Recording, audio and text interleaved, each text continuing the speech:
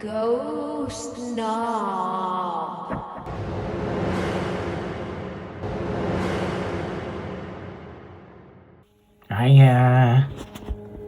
Some spirits rattle chains, others slam doors, but some play jazz.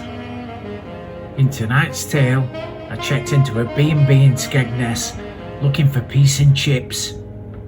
But what I found instead was the ghost of Paul Meorf and his smooth, evil saxophone.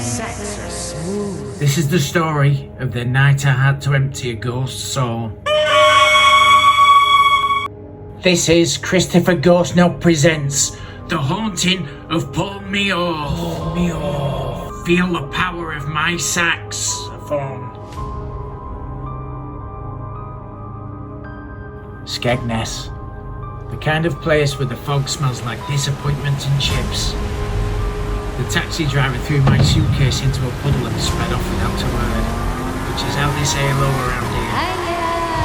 I adjusted my coat, lit a Lidl tea light for protection, and surveyed the scene. To my left, a boarded up joke shop with a wet cardboard clown face staring at me like it knew things.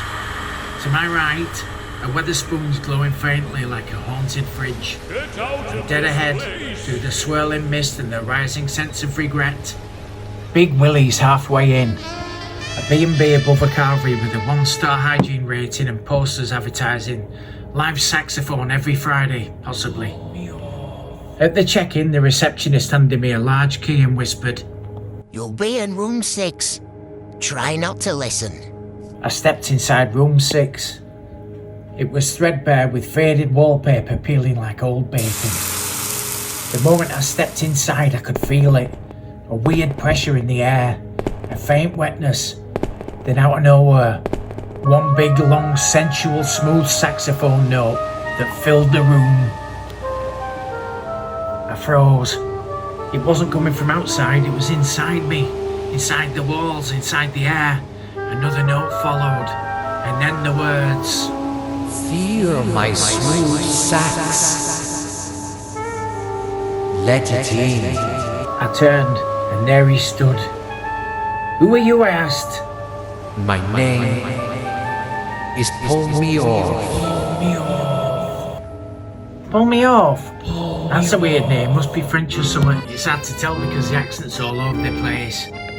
It turns out he was a lounge saxophonist from the golden age of wet carpets and laminated menus.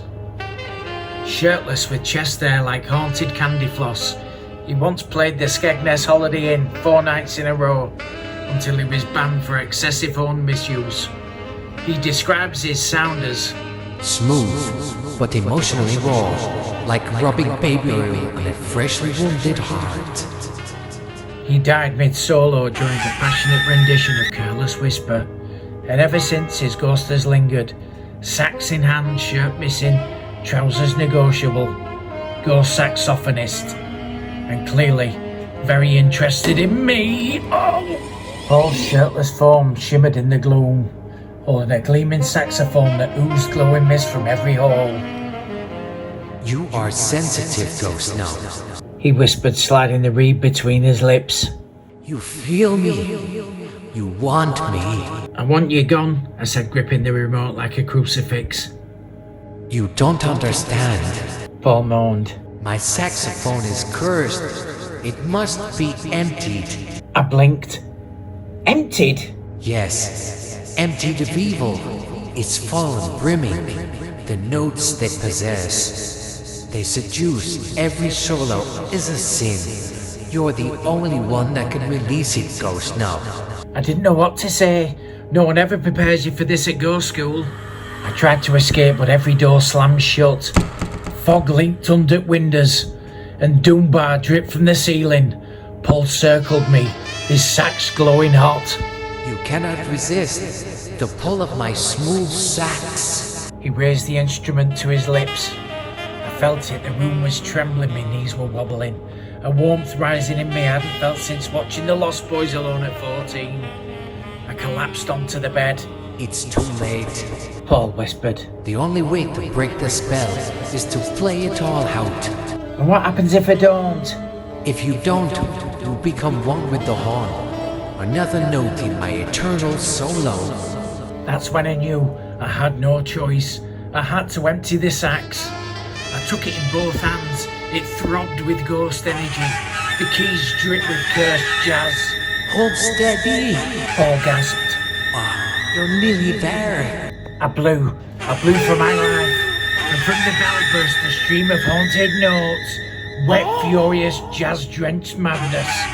Each one purged a part of him, until finally one last note escaped. Paul Meorf. I think I just have. And then Paul collapsed, his ectoplasm splattering against the TV and slowly sliding down the screen like ghostly mayo. It was the morning. The sun rose over Skegness. The fog had cleared and room 6 was calm again. I packed my bag, sweaty and changed. The receptionist handed me a mint and a knowing look. You emptied it, didn't you? I nodded. He's been waiting for that for 40 years. I walked along the seafront. The sack slung over my shoulder. They were much lighter now, silent. But just as I reached the Weatherspoons, I heard it.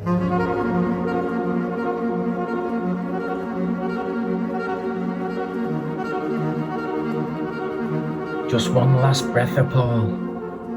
Maybe I didn't empty it all. Maybe some saxophones are never truly dry. So if you're ever alone in a B&B and the air starts to throb with smooth jazz, don't be afraid.